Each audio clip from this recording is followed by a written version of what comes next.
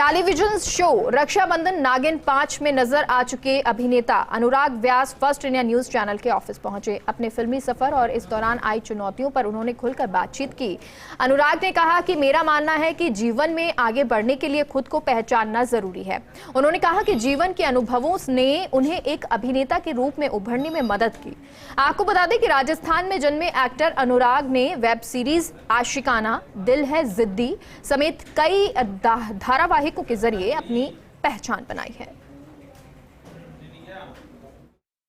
जो व्यक्ति खुद के बनाए रास्ते पर चलता है वह तरक्की हमेशा करता है और जब बड़ा संघर्ष होता है तो सफलता भी बड़ी ही होती है। कुछ ऐसे ही शख्स हैं राजस्थान के बीकानेर से आते हैं और इस वक्त हमारे साथ मौजूद हैं। जी हम बात कर रहे हैं एक्टर अनुराग व्यास की, जिन्होंने 5 साल तक थिएटर में काम किया और उसके बाद कई बड़े शोज जैसे कि नागिन 5, आशिकाना 1 एंड सीजन 2, साथ में दिल है जिद्दी जैसे तमाम सीरियल में काम किया। इस वक्त हमारे साथ मौजूद हैं और सबसे पहले आपसे जानना चाहेंगे अनुराग, देखिए आपने एक बड़ी छलांग एक तरह से लगाई है। आपकी कैसी जर्नी रही, सबसे पहले तो ये जानना चाहेंगे, क्योंकि थिएटर भी आपने करा, फिर अचानक आपको कैसे ये सीरियल में काम मिला?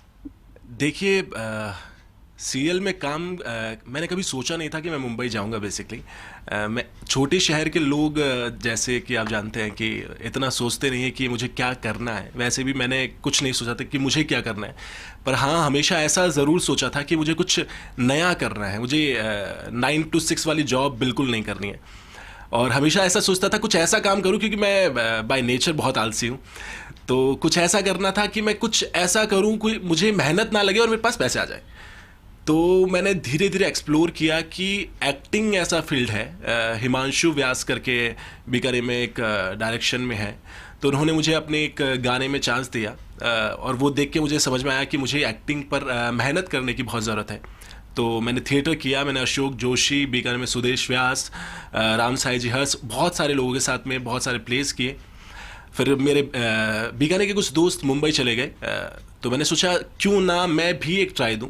मैंने कभी नहीं सोचा था कि मैं मुंबई जाऊंगा। उससे पहले हमारा बीकानेर में एक छोटा सा प्रोडक्शन हाउस है, गोल्डन सैंड प्रोडक्शंस करके, तो उसी को हम बड़ा करने की सोच रहे थे। पर मैंने सोचा क्यों ना एक चांस दिया जाए, तो मैं वहाँ पर गया। मेरे मामा ने मेरा बहुत सपोर्ट किया वहाँ पे। मैं रुका कुछ दिन के लिए, फिर मैं मेरे दोस्तों के साथ शिफ्ट हो गया और मैं एक चौल में रहता था। हम मतलब क्या बताऊँ, मैं इतना सा रूम था और 7-8 लोग एक साथ रहते थे। तो मैं कुछ पर अच्छी चीज़ ये हुई कि मैंने फर्स्ट ऑडिशन दिया और I selected as a lead. सब कुछ फाइनल हो गया था, कॉन्ट्रैक्ट साइन। मैंने घर पे खुशियाँ बांट दी, मतलब मिठाइयाँ दोस्तों को खिला दी, पर चीज़ें कुछ ऐसी हुई कि वो वर्कआउट नहीं हुआ। बट अब मैं सोचता हूँ कि बहुत अच्छा हुआ कि वो वर्कआउट नहीं हुआ, क्योंकि जब आप धीरे धीरे चढ़ते हो तो आपको पता चलता है कि यार चीज़ों की इंपॉर्टेंस क्या है। ये तो कहते हैं ना कि हवा में उड़न लग, जैसे मारवाड़ी में कहते हैं। तो वो चीज़ें नहीं हुई, वो अच्छी चीज़ है।